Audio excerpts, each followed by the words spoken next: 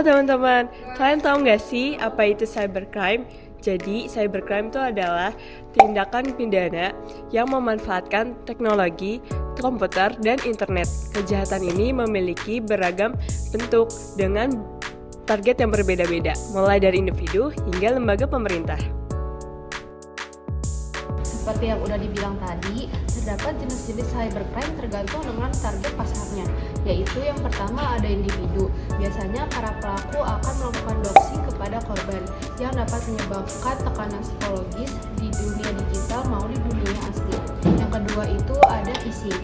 Cara kerja dari phishing sendiri adalah pelaku membuat website atau formulir imitasi dan calon korban akan mengisi data-data tersebut tanpa curiga jika data tersebut akan masuk kepada email dari pelaku.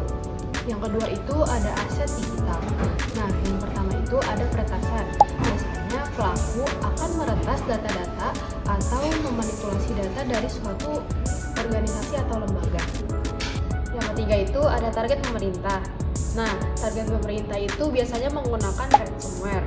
Ransomware ini apa sih? Ransomware ini dapat melumpuhkan infrastruktur digital yang akan berpengaruh kepada layanan pendudukan. Beberapa ada tips untuk menjaga diri dari cybercrime. Yang pertama itu pastikan seluruh akun sosial media kalian sudah autentifikasi 2 faktor.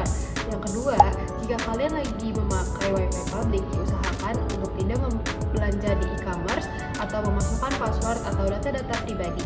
Yang ketiga itu jangan memakai password yang sama di semua akun sosial media kalian, karena itu akan berpotensi untuk para pelaku kejahatan membobol akun-akun sosial media kalian.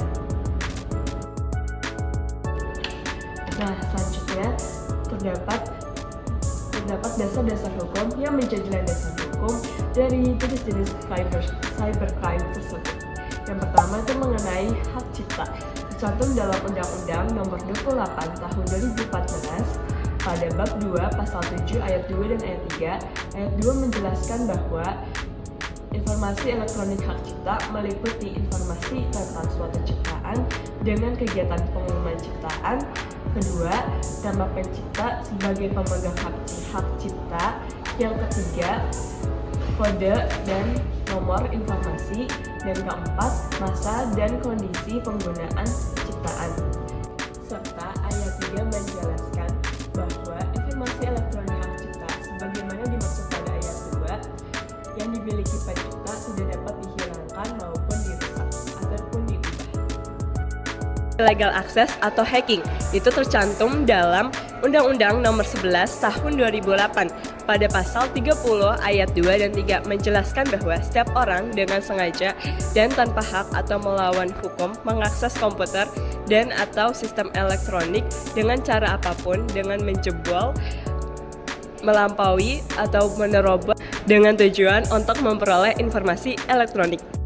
Yang ketiga, phishing, yaitu tercantum dalam Undang-Undang Nomor 27 Tahun 2022 pasal bab 13 pasal 65 ayat 1 dan ayat 1, 2 dan 3. Ayat 1 menjelaskan bahwa setiap orang dilarang secara melawan hukum mengumpulkan atau memperoleh data pribadi yang bukan miliknya dengan maksud untuk menguntungkan diri sendiri atau orang lain yang dapat mengakibatkan kerugian subjek data pribadinya. Ayat 2 menjelaskan bahwa setiap orang dilarang secara melawan hukum mengungkapkan data pribadi yang bukan miliknya. Ayat 3 menjelaskan bahwa setiap orang dilarang secara melawan hukum menggunakan data pribadi yang bukan miliknya. Sanksi terhadap pelaku yaitu yang pertama, mengasih sistem keamanan dengan menerobos atau menjebol dapat dihukum pidana, yaitu paling lama 8 tahun penjara dan paling banyak denda 800 juta rupiah sesuai dengan pasal 30 ayat 3 JO dan pasal 46 ayat 3 UU ITE. Lalu yang terakhir, memindahkan atau mentransfer informasi elektronik milik korban secara melawan hukum. Misalnya kasus phishing dapat dipidana penjara paling lama 9 tahun dan paling banyak denda 3 miliar sesuai dengan pasal 32 ayat 2 JO dan pasal 48 ayat 2 UU ITE. Nah, jadi dari penjelasan tadi terdapat berbagai jenis cybercrime. Jadi, kalian harus tetap hati-hati ya. Dan jangan sampai kebobolan. Dadah!